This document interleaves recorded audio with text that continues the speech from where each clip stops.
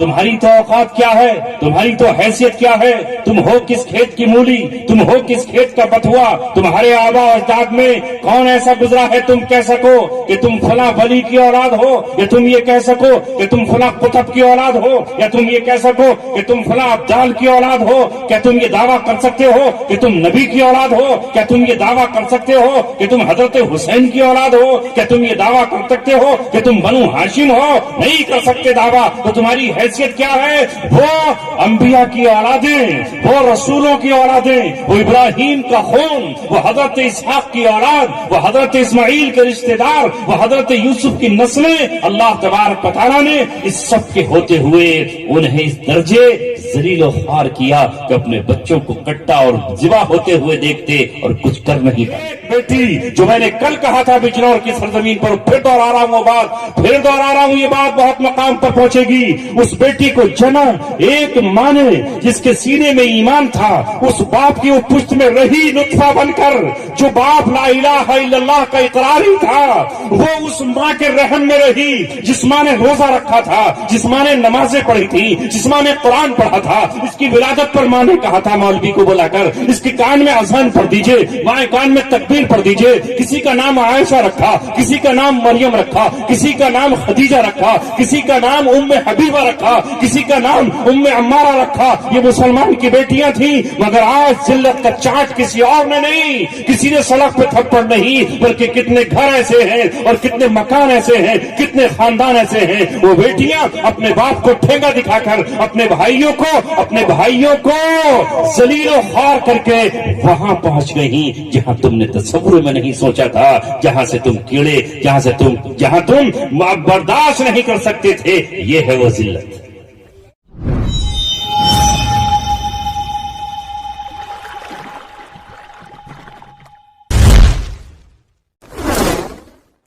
الحمد لله نحمده ونستعينه ونستغفره ونؤمن به ونتوكل عليه ونعوذ بالله من شرور أنفسنا ومن سيئات أعمالنا. من يهده الله فلا مضل له ومن يضلله فلا هادي له. ونشهد أن لا إله إلا الله وحده لا شريك له.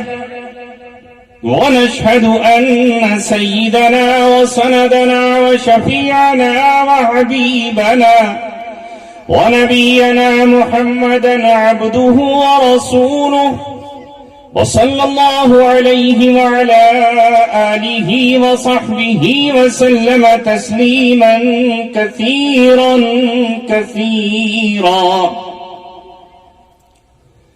أما بعد، قال الله تبارك وتعالى في كتابه الكريم: ضربت عليهم الذلة والمسكنة وباءوا بغضب من الله، ذلك بأنهم كانوا يكفرون بآيات الله ويقتلون النبيين بغير الحق، ذلك بما عصوا وكانوا يعتدون. صدق الله العلي العظيم. قال رسول الله صلى الله عليه وسلم: لتتبعن سنن من كان قبلكم شبرا بشبر ذراعا بذراع، أو كما قال رسول الله صلى الله عليه وسلم. صدق رسوله النبي الكريم.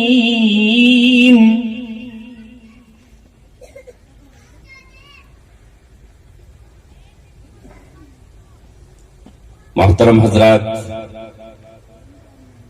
آج کے میرا پور سے نزدیک رسول پور گڑھی اور اس میں قائم مدرسہ تجوید القرآن کی دعوت پر میری یہاں حاضری ہوئی.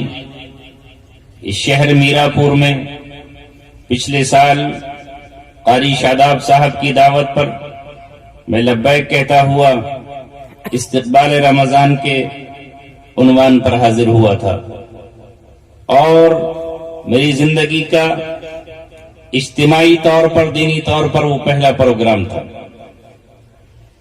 بہت خوبصورت مجلس تھی, بہت اچھا مجمع تھا اور برسوں کی میری چاہت پوری ہوئی تھی. نہ جانے کتنی مرتبہ اس میرا پور سے گزر کر جانا ہوا تھا مگر کبھی کسی دینی اجتماع کا کوئی موقع اس شہر میں ہمیں نہیں ملا. اس بار میں نے اسی کو پیش نظر رکھتے ہوئے آج کے اس اجلاس کی تاریخ آپ کو دی اور یہی سوچ کر آیا تھا کہ یہ دور نوجوانوں کی بے راہ روی کا ہے. آج کا مسلم نوجوان بدتمیزی کی راہ پر چل رہا ہے. اسے آج یہ احساس نہیں ہے کہ وہ کس دور میں زندگی جی رہا ہے. بجلیاں اس کے خرمن کو جلانے کے لیے بےتاب ہیں, آندھیاں اس کا چراغ جلانے کے لیے بے قرار و بےتاب ہیں, زمین اسے لقمہ بنانے کے لیے تیار ہے اور گردوں اور آسمان اس پر ٹوٹنے کے لیے منتظر ہے. اور ایسا کیوں ہے؟ اس لیے کہ جو قوم گناہ کرتی ہے, اللہ کے احکامات کو توڑتی ہے, اللہ تبارک و تعالیٰ کو ناراض کرتی ہے اور دعویٰ اس کا یہ ہوتا ہے کہ وہ مومن ہے, وہ ایمان والی ہے, وہ اللہ کی ماننے والی ہے. اللہ تعالیٰ نے اپنے باغیوں کو, اللہ تعالیٰ نے اپنے دشمنوں کو, اللہ تعالیٰ نے اپنے سے دور رہنے والوں کو مہلت دی ہے. ممکن ہے کہ ان پر عذاب ان کی موت تک نہ آئے, ممکن ہے کہ ان پر عذاب قیامت تک نہیں آئے اور آخرت میں ان کو ایندھن جہنم کا بننا ہے, کیونکہ وہ وقودها الناس والحجارہ کا مصداق ہیں. وہ جن معبودوں کی عبادت کرتے ہیں وہ جہنم میں جائیں گے, وہ خود جہنمی ہیں. لیکن وہ قوم جو اللہ رب العزت سے محبت کا دعویٰ کرتی ہو, ایمان کی باتیں کرتی ہو, اللہ تبارک و تعالیٰ کا کلمہ پڑھتی ہو اور اس کے بعد اس کی زندگی میں برائیاں ہو, اللہ تبارک و تعالیٰ کے عہد و پیمان کا پاس نہ ہو, اس کے قرآن کا لحاظ نہ ہو, اس کے علماء کی عزت نہ ہو, اس کے حافظوں کی عزت نہ ہو, مسجدوں کا احترام نہ ہو, بڑوں کا احترام نہ ہو, تو اللہ تبارک و تعالیٰ اس قوم کو تباہی, بربادی, ہلاکت اور غارت گری سے دوچار کرتا ہے. تو یوں ہی نہیں چھوڑی جاتی, ان پر ذلت کے کوڑے پڑتے ہیں, انہیں عذاب میں گرفتار کیا جاتا ہے.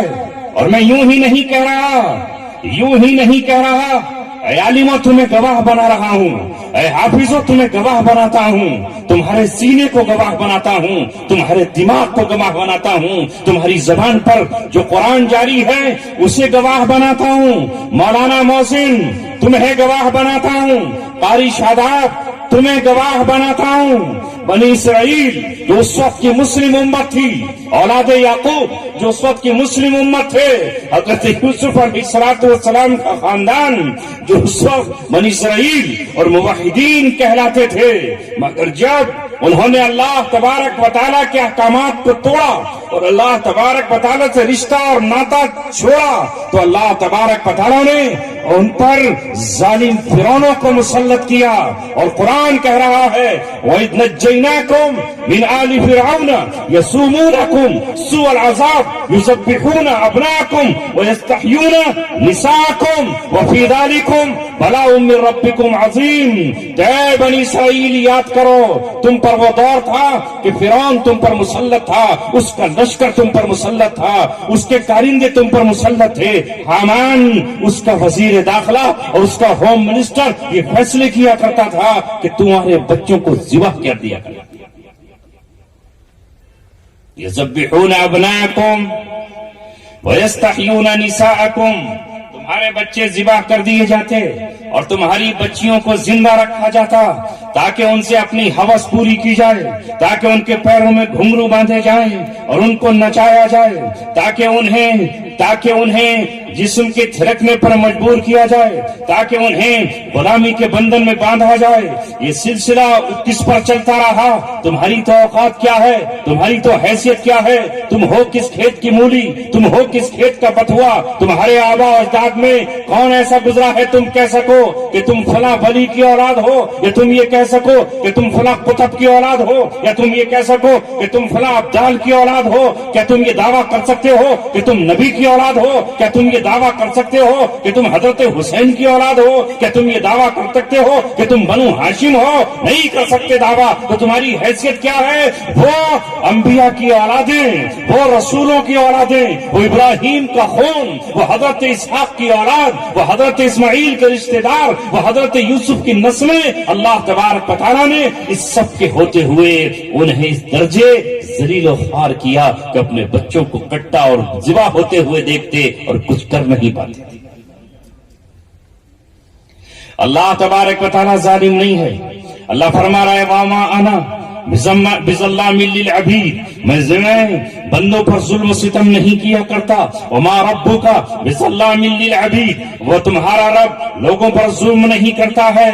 लोग खुद अपने ऊपर जुल्म किया करते हैं। जब लोगों ने खुद अपने ऊपर जुल्म किया, अल्लाह तबारक व तआला के अहकामात को नहीं माना, अल्लाह तबारक व तआला ने उनसे कहा वक़ूलू हित्ततुन, तो वो ने हित्ततुन नहीं कहा और उन्होंने हित्ततुन की जगह हिंततुन कहा। अल्लाह रब्बुल इज्जत ने उस कौम को मूसा अलैहिस्सलाम के बाद भी ये कहा कि तुम इस तरह तुम्हें पर नेमतें तुम्हें दी जा रही हैं, अब अल्लाह तबारक व तआला की फरमाबरदारी करो।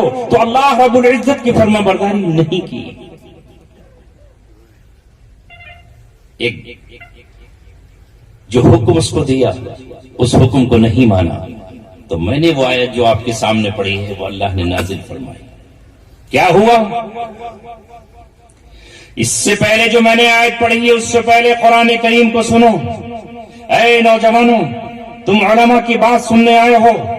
अगर तुम्हें हंसना ही था तो हमें बुलाना नहीं था। यहाँ भंडेरों को बुलाते, यहाँ नाचने गाने वालों को बुलाते, यहाँ कव्वालों को बुलाते, यहाँ मस्खरों को बुलाते, यहाँ टीवी सीरियल पर ड्रामा और डांस करने वालों को बुलाते, यहाँ तबला और सारंगी बजाने वालों को बुलाते। अगर हमें बुलाया है तो हम अल्लाह तबारक व तआला की किताब के हामिल हैं, हम उसके वारिस हैं। हम अल्लाह के रसूल सल्लल्लाहु अलैहि वसल्लम की हदीसों को सीख कर निकले हैं, सुनाने के लिए निकले हैं। तुम्हारी राजी और नाराजी की हमें कोई परवाह नहीं है, तुम्हारे गुस्से और तुम्हारे गम की हमें कोई परवाह नहीं है। सारा जहां चाहे हमसे नाराज हो जाए, हमारा रब हमसे राजी हो जाना चाहिए। जो पैगाम हम तक आया है अल्लाह तबारक व तआला की तरफ से कुरान की शक्ल में, हदीस की शक्ल में, वो हम तुमको पहुंचा कर रहेंगे, तुम्हें सुना कर रहेंगे, तुम्हारे दिलों पर दस्तक देकर रहेंगे, तुम्हारी आंखों को खोल कर रहेंगे, तुम्हारी कानों के राह से तुम्हारे दिल में नसीहत पहुंचा कर रहेंगे। इस जमीन को गवाह बनाएंगे, आसमान के तारों को गवाह बनाएंगे। ये शाबान का जो चांद निकला है इस चांद को गवाह बनाएंगे, इस महीने को गवाह बनाएंगे। तुम्हारे सरों पर जो फरिश्ते आए हैं हम उनको गवाह बनाएंगे।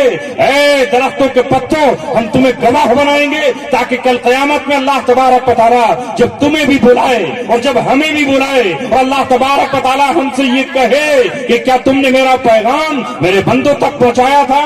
मैंने तुम्हें जबान दी थी, मैंने चलने के लिए कदम दिए थे, मैंने बोलने के लिए तुम्हें गला दिया था, मैंने तुम्हें होंठ दिए थे, मैंने देखने के लिए निगाहें दी थी, आवाज पहुंचाने के लिए लाउड स्पीकर दिया था, दुनिया के दूसरे खित्तों तक पहुंचाने के लिए एक चैनल वाला बेचारा आया था अपना आलीशान मीडिया लेकर, वो सारी दुनिया को बताना चाहता था ऐ लोगों तुम्हारी खैर ख्वाही क्या है, तुम्हारी बदख्वाही क्या है, तुम्हारा रब तुमसे नाराज है या तुमसे नाराज है। ये हम तुम्हें इसलिए कह रहे हैं कि कल क़यामत में अल्लाह मुझे और आपको जमा कर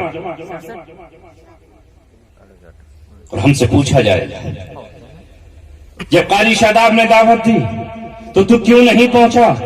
जब मोहसिन ने दावत दी तो तू क्यों नहीं पहुंचा? तू जा सकता था। शायद एक नौजवान تیری بات سن لیتا اور اس کے دل کی دنیا بدل جاتی. میرے نوجوانوں میں یہاں آیا, میں نے چند نوجوانوں کے چہروں کو دیکھا, میں نے چند نوجوانوں کے ہاتھوں کو دیکھا. میں پچھلے سال بھی آپ سے کہہ کر گیا تھا اور آج پھر کہہ رہا ہوں. میں پچھلے سال استقبال رمضان پر جب تقریر کر رہا تھا اور میں شراب کی مذمت بیان کر رہا تھا, میں شراب کی آیتوں کو آپ کے سامنے پڑھ رہا تھا کہ شراب حرام ہے, مگر اسی وقت ہم نے یہ دیکھا کہ ایک شرابی مجمع میں شراب پی کر آیا اور ڈولنے لگا اور لڑکھڑانے لگا. یہ ہے میرا پور. کبھی کوئی یہاں میر گزرا ہوگا. میر جانتے ہو؟ امیر تو جانتے ہو. میر کہتے ہیں آگے چلنے والے کو, امام کو. جب بچپن میں ہم کنچوں سے کھیلا کرتے تھے تو اس میں جس کا آگے کنچ پہنچ جاتا تھا اسے کہتے تھے بھائی یہ میر ہے. جیت لیتے تھے کوئی کھیل تو اس کو میر کہا جاتا تھا. اس سے بنا ہے آپ کا میرا پور. مگر اب کوئی تمہیں میر بنائے گا؟ تم نے تو سب کچھ اپنا بھولا دیا, سب کچھ فراموش کر دیا. جب میں یہاں داخل ہوا میں نے اپنے نوجوانوں کو دیکھا, مجھے اس کا شکوہ نہیں رہا, کیونکہ آج تو ماحول ہی ایسا بن گیا ہے کہ کون ہے جو اپنے چہرے پر نبی کی سنت کو سجائے. ہمارے بچے ہمارے ہاتھوں سے نکل گئے, ہماری بیٹیاں ہمارے ہاتھوں سے نکل گئیں. کل ہماری بیٹیاں حضرت فاطمہ کو اپنا رول ماڈل مانتی تھیں, کل حضرت عائشہ ان کے لیے نمونہ تھیں. آج ہماری بیٹیوں کے لیے حضرت عائشہ نمونہ نہ رہی, حضرت فاطمہ نہ رہی, حضرت خدیجہ نہ رہی, حضرت مریم نہ رہی, حضرت آسیہ نہ رہی. آج تو ہماری بیٹیوں کے لیے بالی ووڈ یا ہالی ووڈ کی فلم اسٹارن وہ ان کی نمونہ ہے. وہ جو پہن کر آئیں وہ یہ پہنیں گی. اور ہمارے نوجوان مردوں کے لیے حضرت بلال نمونہ نہ رہے, حضرت عمار نمونہ نہ رہے, حضرت بکر صدیق نمونہ نہ رہے, حضرت عمر نہ رہے, حضرت علی نہ رہے, حضرت عثمان نہ رہے, صحابہ نہ رہے, بلکہ ایک ناچنے والا, ایک عیاشی کرنے والا, زنا کے نئے طریقے ایجاد کرنے والا, زنا کے مناظر دکھانے والا, بے حیائی کا منظر ہمیں دکھانے والا, وہ ہمارا رہنما ہے. ایک نوجوان ہمیں ناشتہ کرا رہا تھا, میں نے اس سے پوچھا کہ جناب یہ آپ کے کان کیوں چھدا ہوا ہے, یہ آپ کے کان میں یہ چاندی کا رنگ کیوں پڑا ہوا ہے؟ تو اکڑ کر سینہ تان کر گردن اونچی کر کے کہتا ہے مائی شوق, میرا شوق ہے, میرا شوق ہے. دوسرے اس سے چھوٹے نوجوان نے کہا یہ آج ہی کی کہانی ہے, دل کوئلہ ہو گیا بھائی, اس کے اثرات دوسری چیزوں پر بھی پڑے. دوسرے نوجوان نے کہا یہ حرام ہے. اسے کیا پتا کہ حرام ہے ہوگا. پھر میں نے کہا کہ اس بچے نے جو کہنا تھا کہہ دیا, کل قیامت کا میدان ہوگا, آپ ہوگے. آؤ قرآن کریم کو سنو, نسبت پر قرآن کی آئے ہو, مدرسے کی نسبت پر آئے ہو جہاں قرآن پڑھا جاتا ہے. جب اللہ تعالیٰ نے آدم علیہ السلام کو اور حضرت حوا کو اور ابلیس کو اس دنیا میں بھیجا تو ابلیس نے اللہ تبارک و تعالیٰ سے کہا اللہ میں تیری قسم کھاتا ہوں, میں لاتخذن من عبادی کا نصیبا مفروضا, میں تیرے لوگوں میں سے, تیرے بندوں میں سے کچھ لوگوں کو اپنا بنا کر رہوں گا, اپنی مٹھی میں قید کر لوں گا, اپنے پیچھے چلاؤں گا. اور اس نے کہا وَلَا أُضِلَّنَّهُمْ, اور میں ان کو گمراہ کروں گا, سیدھی راہ پر نہیں چلنے دوں گا. اس نے کہا وَلَا أُمَنِّيَنَّهُمْ, میں انہیں آرزو میں لگاؤں گا. آرزویں کیسی کہ میں کان چھدوا کر کے چھدا تو نہیں بن رہا, بچے لوگ مجھے سلمان خان سمجھیں گے. اور شاید کچھ حسینائیں اس پر اپنا دل نچھاور کر دیں. شکل تو دیکھ لیتا اپنی آئینے میں, شکل پہ تو 12 بج رہے ہیں, ادھر سے گزرے ادھر لاہور پڑے کوئی, ناک تو اپنی دیکھ لیتا کیسی ہے, رنگ تو دیکھ لیتا. مگر شیطان نے بولا أُمَنِّيَنَّهُمْ, میں تو سلمان خان نظر آ رہا ہوں. جدھر جاؤں گا ادھر سے مجھے اشارے ہوں گے, اور یہ پتہ نہیں ہے کہ اللہ نے, شیطان نے اللہ سے کہا میں انہیں حکم دوں گا وَلَآمُرَنَّهُمْ فَلَيُغَيِّرُنَّ خَلْقَ اللَّهِ, وہ اللہ تبارک و تعالیٰ کی تخلیق کو تبدیل کر دیں گے. یہ تبدیل ہی تو ہے کان کا چھدا دینا, ناک کا کٹا دینا. آپ نے دیکھا ہوگا کہ بہت سے جانور, بیل یا بھینس یا بکری ایسے ہوتے ہیں جن کے کان کاٹ دیے جاتے ہیں تاکہ وہ جی جائیں. آپ نے ان کو دیکھا ہوگا. ابلیس نے یہ کہا کہ اللہ تو نے پورے کان کے جانور دیے, میں یہ کہوں گا کہ جانور کو زندہ رکھنے کے لیے اس کے کان کاٹ دو, اور میں انسانوں کو یہ حکم دوں گا مردوں کو کہ وہ مرد ہو کر کے عورت بنے. اس کے دل میں یہ آرزو پیدا ہو جائے کہ میرے رب نے مجھے کہاں مرد بنا دیا, کاش میں تو عورت ہوتی, ناک میں لونگ پہنتی, اور کانوں میں رنگ پہنتی, اور پیروں میں پازیب پہنتی, اور ہاتھوں میں چوڑیاں پہنتی, اور اس کے بعد پھر کوئی کہتا کہ واہ کیا خوبصورت حسین لگ رہی ہو, چاروں طرف سے سیٹیاں بجتی, تو نے مجھے مرد کہاں بنا دیا. اللہ یہ تو نے گستاخی کی ہے. اب میں کان چھیدا کر اور ہاتھ میں اپنے سونے کی چین یا چاندی کی چین پہن کر اور لڑکی بننا پسند کرتی ہوں. یہ افسوس کا مقام ہے کہ خوشی کا.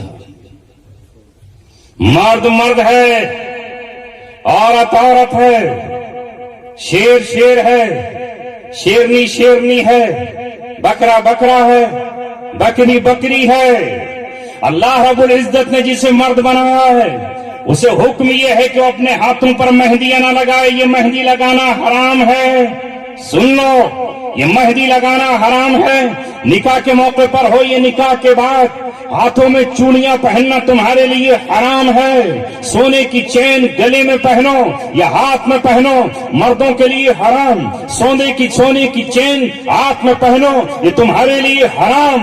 لہذا صرف ایک انگوٹھی جائز ہے اگر تمہیں زیور پہننے ہی کا شوق ہے, چونکہ وہ تمہارے نبی نے پہن کر کے دکھائی ہے. اس کا وزن بھی صرف 5.25 گرام ہو.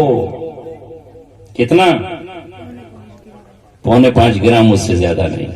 عورتوں کو اجازت ہے نہلا دو سونے میں. یہ حال ہے ہمارا. کہا اس لیے کس کس کو سمجھائیں اے نوجوانوں, تمہارے چہروں سے ٹپکنا چاہیے تھا کہ تم ایک مسلمان کے بیٹے ہو. تمہاری زبان پر السلام علیکم ہوتا, پتا چلتا کہ تم مسلمان کے بیٹے ہو. تمہاری ٹی وی پر تصویر آتی تو پتا چلتا کہ تم مسلمان کی اولاد ہو. اسلام تمہاری شناخت ہے, ایمان تمہارا جوہر ہے, مسجدیں تمہاری عبادت گاہ ہیں, قرآن تمہاری وہ کتاب ہے جس پر تم عمل کرتے رہو. مگر آج ہم یہ سب کچھ نہیں کر رہے. آج ہمارا نوجوان نہیں رہا, اس لیے آج یہ ہمیں جلسے کرنے پڑتے ہیں. خدارا اپنے آپ کو مسلمان بنا لو, اس سے پہلے کہ اللہ تبارک و تعالیٰ تمہارے ساتھ بھی وہی کرے جو بنی اسرائیل کے ساتھ ہوا. وہ چاہے تو تم پر فرعونوں کو مسلط بھی کر سکتا ہے, اور تمہارے کتنے ہی علماء دعا کریں دعا اللہ قبول نہیں کرے.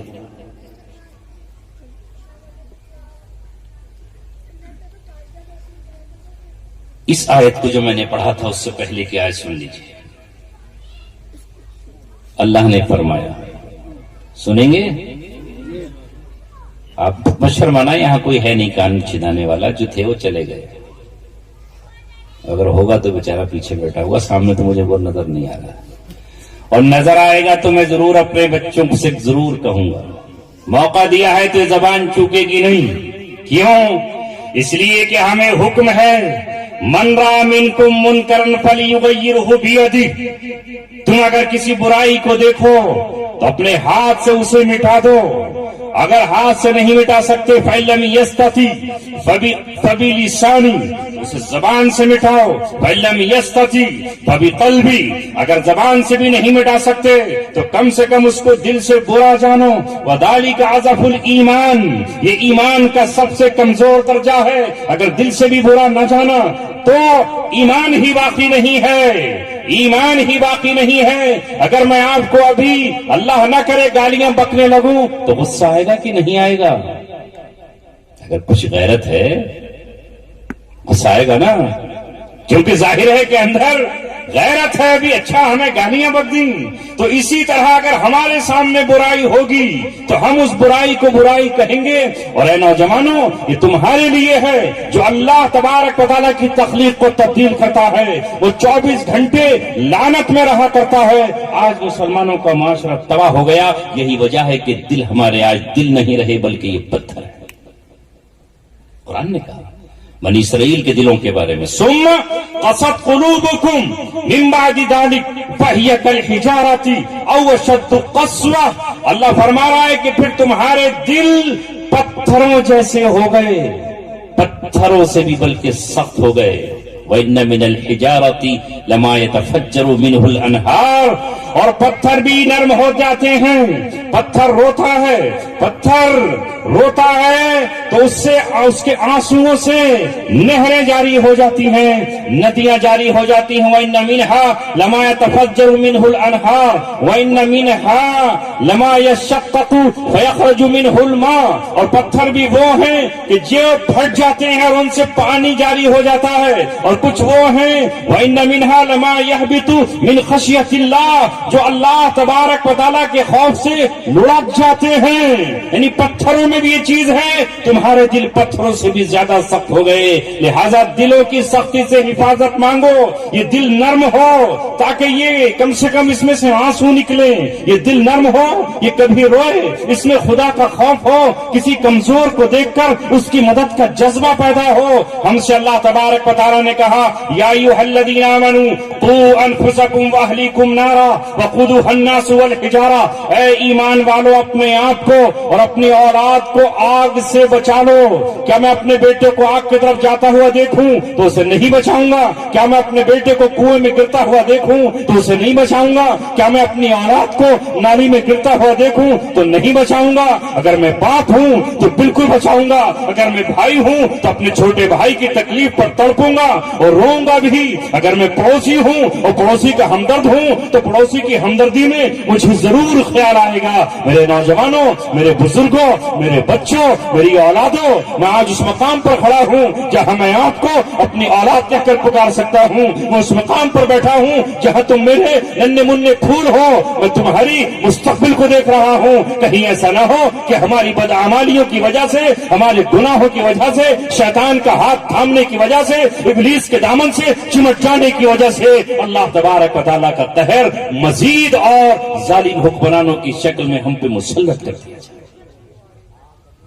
روئے تو کوئی فریاد سننے والا نہ ہو, تڑپے تو کوئی دیکھنے والا نہ ہو, زخم ہو تو کوئی مرہم رکھنے والا نہ ہو, جیلوں میں ڈال دیے جائیں تو کوئی پرسان حال نہ ہو, مائیں تڑپتی رہیں, بہنیں فریاد کرتی رہیں, بوڑھا باپ دوا کے لیے روتا رہے اور بیٹا اس کی نظروں کے سامنے نہ ہو. یہ حال پچھلی امتوں پر گزرے ہیں. جب ان کے دل سخت ہو گئے تو اللہ تبارک و تعالیٰ فرما رہا ہے ضربت علیہم الذلۃ والمسکنۃ وباؤوا بغضب من اللہ. ان پر ذلت مسلط کر دی گئی, ان پر اللہ تبارک و تعالیٰ کا قہر برپا کر دیا گیا.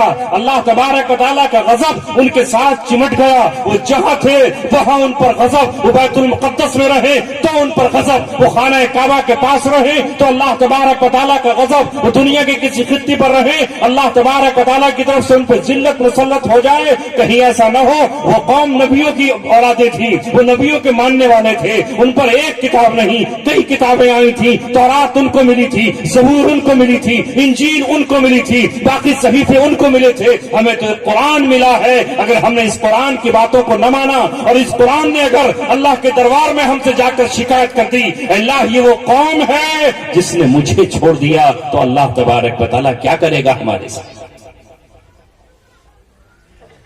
آج اپنے رب کو منا لو, اپنے رب کو بھولنے والوں اسے مت بھلاؤ.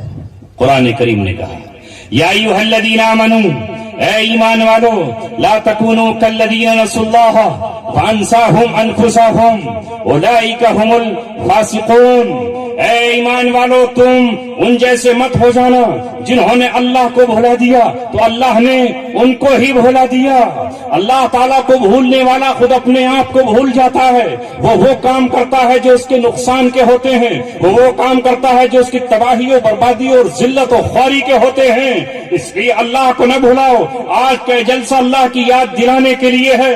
آج کا پیغام اللہ تبارک و تعالیٰ کی بات بتانے کے لیے ہے. قرآن اس لیے آپ کو یہاں سنایا گیا، علماء نے آپ کو اپنا پیغام سنایا، شاعروں نے اپنے شاعرانہ کلام سنایا، اور مجھ جیسے گناہگار کو بھی آپ نے بلایا، اور میں نے بھی اللہ تبارک و تعالیٰ کا پیغام آپ کو سنایا ہے. اللہ رب العزت فرما رہا ہے یہ ایسا کیوں کیا ہم نے؟ ایسا اس لیے کیا کہ یہ وہ قوم تھی جس نے اللہ تعالیٰ کی آیتوں کا انکار کیا. اور پھر جب قوم کا مزاج بگڑ جاتا ہے تو اسے نصیحت کرنے والے برے لگتے ہیں. ابھی اللہ کا شکر ہے ابھی آپ کا اتنا مزاج نہیں بگڑا ہے، ورنہ میری اتنی ڈانٹ ڈپٹ پر ہو سکتا ہے کہ آپ تلوار لے کے کھڑے ہو جاتے ہیں، خنجر نکال لیتے ہو، کہتے آج اس کا کام تمام کر دو، کل کسی کو تکلیف ہی نہیں دے گا. مگر ابھی اتنا آپ بگڑے نہیں ہیں. ابھی آپ کا احساس زندہ ہے، ابھی آپ کا ضمیر زندہ ہے، ابھی ایمان کی چنگاری آپ کے سینوں میں ہے. یہ غفلت ہے جو آج ہم پر چھا گئی ہے ان موبائلوں کی آوازوں کی وجہ سے، ان موبائلوں کی بے حیا تصویروں کی وجہ سے، ان نغموں گانوں اور سنگیت اور سارنگی کی وجہ سے. یہ غفلت ہے. آج بھی اللہ کا شکر ہے کہ تم اپنے علماء کی محبت میں رات کے 1 بجے تک یہاں بیٹھے ہوئے ہو. یہ الگ بات ہے کہ یہاں تعداد بچوں کی، نوجوانوں کی زیادہ ہے اور بزرگوں کی تعداد کم ہے. مجھے تو آپ سے کرنا، اللہ فرما رہا ہے ایسا کیوں کیا ہم نے؟ ذلت کیوں مسلط کی؟ ذالک بما عصوا وکانوا یعتدون. وہ نافرمانیاں کرتے تھے اور حدوں سے گزر جاتے تھے.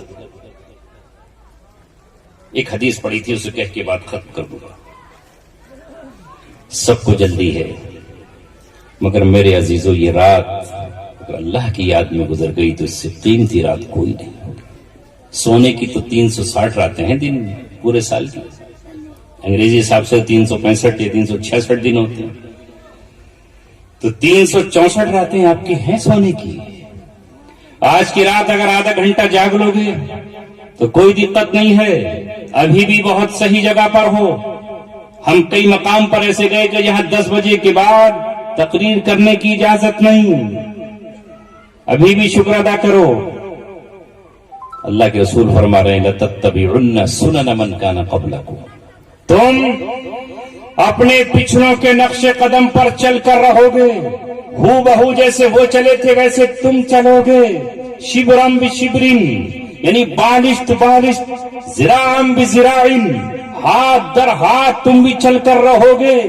حتی دخلوا جحر ضب، یہاں تک کہ ان میں کا کوئی شخص اگر گوہ کے بھٹ میں، گوہ ایک جانور ہوتا ہے جنگل میں، اگر تم گوہ کے بھٹ میں داخل ہوئے ہوں گے تو تم بھی ان کے نقش قدم پر چل کر رہو گے. صحابہ نے کہا اللہ کے رسول کیا اس سے یہود اور نصارہ مراد ہیں؟ آپ نے فرمایا عوامن، اور کون ہو سکتے ہیں؟ یعنی آپ نے پیشین گوئی کر دی کہ میری امت بھی یہودیوں اور عیسائیوں کے نقش قدم پہ چل کے رہے گی. جو وہ کر رہے ہیں وہی ہم کریں. کیا ہم نہیں چل رہے؟ لباس کون سا پسند ہے خود بتاؤ.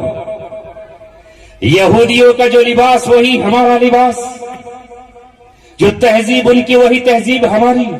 ہمارے نبی نے تو ہم سے یہ کہا کھانا کھاؤ، بیٹھ جاؤ، دسترخوان بچھاؤ، اگر کوئی ایک لقمہ گر جائے، ایک ٹکڑا گر جائے، کرکا گر جائے، ایک دانہ گر جائے، اٹھاؤ دسترخوان سے اسے بھی کھا لو. کھڑے ہو کر نہ کھاؤ، چلتے ہوئے نہ کھاؤ، جانوروں کی طرح نہ کھاؤ. مگر آج مسلمانوں کا حال کیا ہے؟ ان کے شادی حال میں چلے جاؤ، جتنے امیر ہیں وہ کھڑے ہو کر کھانا کھا رہے ہیں، کرسیوں پر بیٹھ کر کھانا کھا رہے ہیں، وہ چلتے پھرتے اور دوڑ کر کھانا کھا رہے ہیں. کہاں دسترخوان، نیچے روٹیاں، سالن، اللہ کی نعمتیں پیروں میں ہیں، جوتیوں میں ہیں اور پھر کہتے ہیں کہ اللہ تبارک و تعالیٰ کی طرف سے روزی کے دروازے کیوں بند کر دیے گئے, تجارت کیوں نہیں چل رہی, رزق کا جو احترام نہیں کرے گا اللہ تبارک و تعالیٰ روزی کے دروازے اس کے لیے بند کر دے گا. علامہ اقبال نے تقریباً 100 برس پہلے یہ بات کہی تھی, 100 برس پہلے یہ بات کہی تھی. وہ وضع میں نصارا تو تمدن میں ہنود, یہ مسلمان ہیں جنہیں دیکھ کے شرمائیں یہود. وضع میں نصارا یعنی جیسے ان کا چہرہ ویسے ہی تمہارا چہرہ, وہ بھی صبح کو اٹھتا ہے اور بلیڈ لے کر صفن صفا کلم کلا, ایک بال نہیں چھوڑنا ہے. اور آج بھی ہمارا نوجوان بیوٹی پارلر میں جا کر, سیلون میں جا کر, ہیئر کٹنگ سینٹر پر جا کر یہ کہتا ہے ایسی فٹ کری لگاؤ کہ اس کے بعد کبھی بال کی نوک نظر نہ آئے. مگر ہر نائی کہتا ہے ہاتھ جڑوا لو, یہاں تک نہیں کونیوں تک, اور پیر جڑوا لو. ابھی تک ایسا کوئی لوشن نہیں آیا جو تمہاری داڑھی کو عورت کی طرح, چہرے کو عورت کی طرح کر دے, تو نکلیں گی نوکیں. کراتے ہیں کہ نہیں؟ یہ سنتوں کا جنازہ کون نکال رہا ہے؟ یہ سنت تم نے اللہ تبارک و تعالیٰ کے اپنے ہاتھوں ذبح کی, اپنی چوکھٹ پہ ذبح کی اور اس کو نالیوں میں بہایا. تو اللہ تبارک و تعالیٰ نے کہا اب تم دوسری سنت سے محروم کیے جاؤ گے. اذان لاؤڈ اسپیکر میں دینا چاہو گے مگر تمہیں روک دیا جائے گا اور پابندی لگے گی. روکو, اپنے آپ مٹاؤ تو تکلیف نہیں, خود مسجدوں کو ویران کر ڈالو. خود مسجدوں کو ویران کر دیا, نہیں جاتے نماز پڑھنے کے لیے. تو ہو وضع میں نصارا, کپڑے کیسے, جیسے کہ میں نے ابھی کہا, کتنے نوجوانوں کو میں دیکھتا ہوں کہ ان کی یہاں سے پینٹیں یہ پھٹ رہی ہے, وہاں سے پھٹ رہی ہے, وہاں سے پھٹ رہی ہے, 3-4 جگہ پینٹ پھاڑ کر کہتا ہے کہ بھئی یہ کیسا پھٹا والی آواز ہے. کہا ایسا پہن کر کے شاہ رخ خان آ گئے. شاہ رخ خان کے ساتھ جانا پھر کریں, جب میدان قیامت میں اسی کے ساتھ ہو گئے. المرء مع من احبا. ایک صحابی نے اللہ کے رسول سے کہا کہ اللہ کے رسول قیامت کب آئے گی؟ آپ نے پوچھا قیامت کی تیاری کیا ہے تیرے پاس, کیا ہے, کیا عمل کیا ہے قیامت کے لیے؟ کہا اللہ کے رسول نمازیں تو بہت زیادہ نہیں ہیں, صدقات تو نہیں ہیں, غریب آدمی ہوں. پھر کیا ہے؟ کہا اللہ کے رسول آپ سے محبت کرتا ہوں. تو اللہ کے رسول نے کہا المرء مع من احبا, جو جس سے محبت کرتا ہے قیامت میں اسی کے ساتھ ہوگا. تم ان سے محبت کرو, ان کے ساتھ جانا ہے. اور ہم اللہ کے رسول اور اس کے صحابہ سے محبت کرتے ہیں, حضرت حسین سے, ہم ان کے ساتھ جائیں گے. محبت تو دکھ رہی ہے نا, کون کس سے محبت کر رہا ہے. ہو وضع میں نصارا تو تمدن میں ہنود. ہنود جانتے ہو, ہندوستان میں رہنے والے جو لوگ ہیں ان کو ہنود کہا جاتا ہے. کیا ہم یہ نہیں ہیں؟ کیا ہمارے یہاں منگنی, لال خط, جہیز, بارات یہ اسلام کا طریقہ ہے؟ کیا یہ کوئی اسلامی سنت ہے؟ حضرت فاطمہ کا جب نکاح ہوا تو مجھے بتاؤ بارات میں کتنے آدمی گئے؟ حضرت عائشہ کا نکاح ہوا تو کتنی بارات تھی؟ حضرت ام کلثوم نبی کی بیٹی کا نکاح ہوا تو کیا تھی بارات؟ کتنا جہیز تھا؟ کوئی ناچنے گانے والا تھا؟ کوئی چراغ جلے تھے؟ کوئی لائٹنگ ہوئی تھی اونٹ پر؟ آج مسلمان اپنے برادران وطن کے ساتھ مل کر اپنے نکاحوں کو انہوں نے وہی کر ڈالا جو وہ کرتے ہیں. وہ ان کے یہاں اگر بیٹا بیچا جاتا ہے تلک کے نام پر, تو تمہارے یہاں بھی تو بکنا شروع ہو گیا ہے.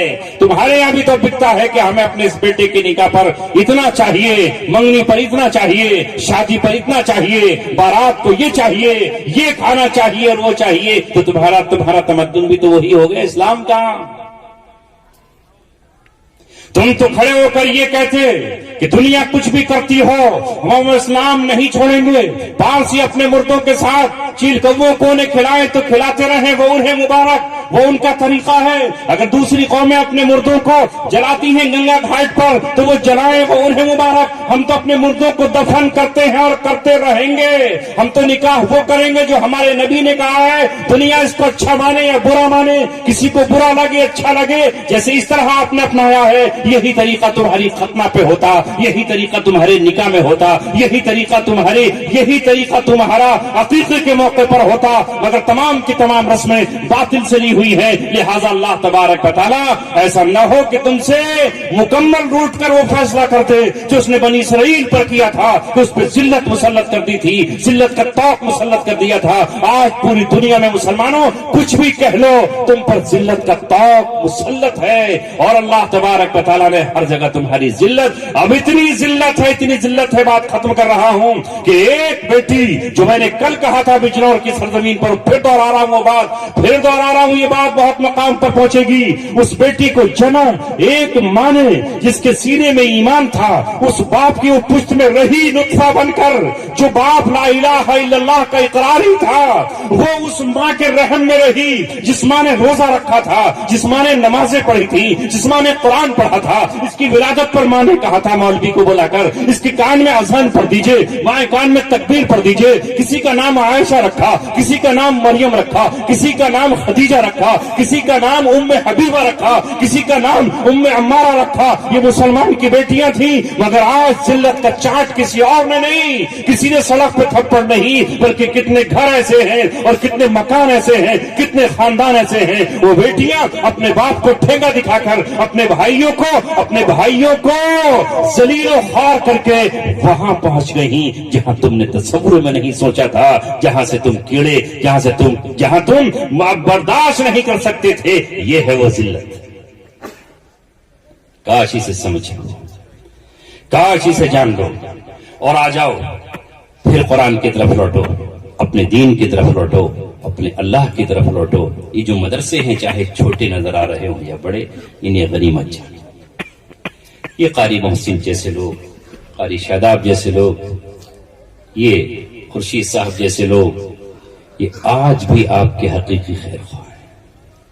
میں جب بھی مدرسے میں جاتا ہوں تو مجھے جو بچے اللہ اللہ کرتے نظر آتے ہیں, الرحمن الرحیم پڑھتے نظر آتے ہیں. میں ابھی ایک دن سفر کر رہا تھا, اتفاق تھا, اچانک مجھے کہیں سے آنا تھا اور مجھے ضرورت بس میں سفر کرنا پڑا. میں بس میں بیٹھا, پہچان نہیں ہوتی کہ کون اپنا ہے کون بیگانہ ہے, کس کو مسلمان کہیں کس کو نہ کہیں. مگر میری پچھلی سیٹ پر کچھ لیڈیز تھیں اور ان کی گود میں ننھے منھے بچے تھے. بچے نے رونا شروع کیا. جو بچہ تو بچہ ہے, پتہ نہیں کس وجہ سے رو رہا ہے. جب اس بچے نے رونا شروع کیا تو ماں نے کہا, اللہ اللہ اللہ, او اللہ. تو پھر مجھے یاد آیا کہ مسلمان ماں ہے جو اپنے اللہ کو پکار رہی ہے اور اپنے بچے کو اپنے اللہ کا نام لے کر کے سلانا چاہتی ہے, کہ اس کے رونے سے بچانا چاہتی ہے. اندر سے دل بھر آیا, اور پھر یہ آیا کہ واہ, ایمان والا ہی ہے جو کہ اس کے سینے میں اللہ کا نام ہے, اللہ کا پیغام. میرے دوستوں اور عزیزوں, ہم سب مسلمان, اللہ نے ایمان عطا کیا, قرآن دیا, تو یہ جو علماء ہیں جن مدرسوں کو آج ہم کچھ نہیں سمجھ رہے, یہیں بچوں کو قرآن سکھایا جاتا ہے, نماز سکھائی جاتی ہے, پڑھایا جاتا ہے. انہیں محبت کی نظر سے دیکھو. یہ فلم دنیا کا کوئی ہیرو تمہارے ہاتھ پہ تھوکنے کو تیار نہیں, تمہاری طرف پوری زندگی دیکھنے کو تیار نہیں ہوگا. تمہارے بچوں کو کوئی آٹوگراف نہیں دے گا. یہ کرکٹر جتنے بھی ہیں کوئی تمہارے گھر نہیں آئے گا, تمہارے بچوں کی کوئی مدد نہیں کرے گا. تمہارے بچے جن کے ناک سے ریت نکلتی ہو اور چھوٹے چھوٹے ہو, آپ کے مکتب میں جاتے ہیں, سینے سے قاعدہ چپکائے ہوئے ہیں, قرآن لیے ہوئے ہیں, ننھے منھے قدم ہیں, معصوم اور بھولی زبانیں ہیں, ان کو یہ پڑھاتے ہیں, بیٹا پڑھو پڑھو, بسم اللہ الرحمن الرحیم, رحمان پر سکھاتے ہیں, رحیم کا نام سکھاتے ہیں. پڑھو اعوذ باللہ من الشیطان الرجیم, پڑھو بیٹا رب یسر ولا تعسر وتمم بالخیر. تم تو اپنے کھیتوں میں کام کرتے ہو, اپنی دکانوں پہ کام کرتے ہو, اور یہ تمہارے بچوں کو تمہاری جنت کا ذریعہ بناتے ہیں، بیٹیاں ہیں تو انہیں آخرت کا ذریعہ بناتے ہیں، ننھے منھے لالوں کو قرآن پڑھاتے ہیں۔ آج بھی ان کی قدر کر لو، ہوا کے ان طوفانوں سے پہلے جو تمہارے چراغوں کو بجھا دینا چاہتی ہیں۔ آخری بات کہہ کے ختم کر رہا ہوں، فضول سمجھ کر جسے بجھا دیا تم نے وہی چراغ جلاؤ تو روشنی ہوگی۔ فضول سمجھ کر جسے بجھا دیا تم نے وہی چراغ جلاؤ تو روشنی ہوگی۔ اس زمانے میں معزز تھے مسلمان ہو کر، ہم خوار ہوئے تاریک قرآن ہو کر، ہم نے قرآن کو چھوڑ دیا ہے، قرآن کے احکام کو چھوڑ دیا ہے، قرآن کے پیغام پر کان رکھنا چھوڑ دیا ہے، اس لیے ذلیل و خوار ہے۔ اللہ نے تم کو وہ دن بھی دکھائے تھے، تاریخ کے سنہری الفاظ میں تمہارا نام لکھا جاتا تھا، اور آج دنیا یہ کہتی ہے کہ مسلمان بدترین قوم ہے، اسے جدھر چاہو ادھر لے جاؤ، جب چاہو اس سے ایمان کا سودا کر لو، جب چاہو اسے کچھ بھی کر ڈالو۔ اللہ تبارک و تعالی ہمیں عمل کی توفیق عطا فرمائے۔ بہت غور سے سنا آپ نے، بہت جذبوں سے سنا، اور میں نے کسی کو تکلیف دینے کے لیے بات نہیں کہی، میرے دل پہ بوجھ رہتا میرے بچوں، اگر میں اپنے دل کی بات آپ سے نہیں کہتا، میں اپنا درد آپ کو نہیں دیتا، میں اپنی آہیں آپ کو نہیں دیتا، چونکہ میں ایسے مراحل سے گزرا ہوں جہاں میں نے نوجوان بچوں کو نشہ کرتے ہوئے دیکھا ہے، شراب پیتے ہوئے دیکھا ہے، اسمیک پیتے ہوئے دیکھا ہے، جیلوں میں بند دیکھا ہے، جن کی مائیں تڑپتی ہیں، ہائے کاش میرا لال، میرا بیٹا اس جیل میں نہ ہوتا اور میری خدمت کرتا ہوتا۔ وہ بیٹے کہاں سے بگڑے؟ کہیں وہ سیلون سے بگڑے، کہیں وہ نشے سے بگڑے، کہیں کسی کرمنل نے بگاڑا، اس لیے تکلیف ہوتی ہے۔ اللہ نے بیٹوں کو اس لیے بنایا کہ ماں کی خدمت کریں، ماں کی دوا کی گولیاں لائیں، بیٹیوں کو اس لیے بنایا کہ وہ ماں کا سہارا بنے، اگر ماں بیمار ہو تو ماں کے سہانے اس کا سر دبائیں، لیکن اگر بیٹیاں اپنی ماں کو نہ پوچھیں اور بیٹے اگر اپنے باپ کو نہ پوچھیں اور اگر چھوٹے اپنے بڑوں کا احترام نہ کریں تو پھر ابھی انسان ہی کہاں رہ جائیں گے۔ درد تو جانوروں میں بھی ہے، ایک کوے کو کوے کا درد ہوتا ہے، بلی آپس میں ایک دوسرے سے محبت کے ساتھ کھیلتی ہے۔ اے دوستو، سب کچھ لٹ گیا ہے ہمارا، اس لیے میں آپ سے عرض کرتا ہوں، کچھ نہیں دے سکتے کسی کو تو محبت تو دے دو، پیار دے دو، عزت دے دو، اور بڑے جو ہے وہ چھوٹوں کو شفقت دے دے۔ وآخر دعوانا الحمدللہ رب العالمین۔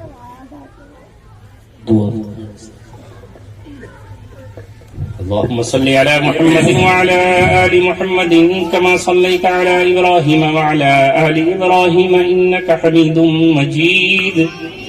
ربنا ظلمنا أنفسنا وإن لم تغفر لنا وترحمنا لنكونن من الخاسرين۔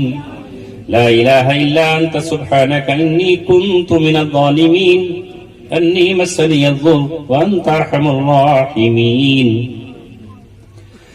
لا إله إلا الله الحليم الكريم، سبحان الله رب العرش العظيم، والحمد لله رب العالمين۔ أسألك موجبات رحمتك وعزائم مغفرتك والغنيمة من كل بر والسلامة من كل إثم، لا تدع لنا ذنبا إلا غفرته ولا هما إلا فرجته ولا دينا إلا قضيته ولا حاجة من حوائج الدنيا هي لك رضا إلا قضيتها يا أرحم الراحمين۔ اے اللہ، کافی دنوں کے انتظار کے بعد اس اجلاس کی گھڑی آئی۔ اے اللہ، یہ خطہ اس مدرسے کی برکت سے جگمگا اٹھا۔ اے اللہ، اس مجمع میں ہر طرح کا بندہ تیرا موجود ہے۔